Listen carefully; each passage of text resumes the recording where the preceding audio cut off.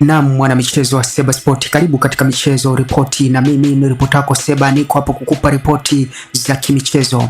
Bodi ya ligi chini ya kamati ya masaa 72 imetoa taarifa ya faini tofauti katika michuano ya NBC Premier League, huku faini iliyoshika headline ya michezo ni faini ya milioni 30 ambao wametozwa Young Africans.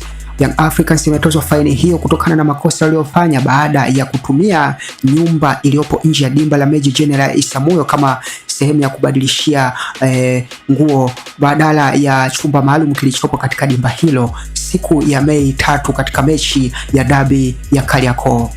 Lakini meneja wa klabu hiyo Walter Harrison amepigwa faini ya milioni 1 na kufungiwa michezo mitatu baada ya kumsukuma kiungo wa Simba Clatous Chota Chama katika mchezo huo wa Mei 3 dabi ya Kariakoo.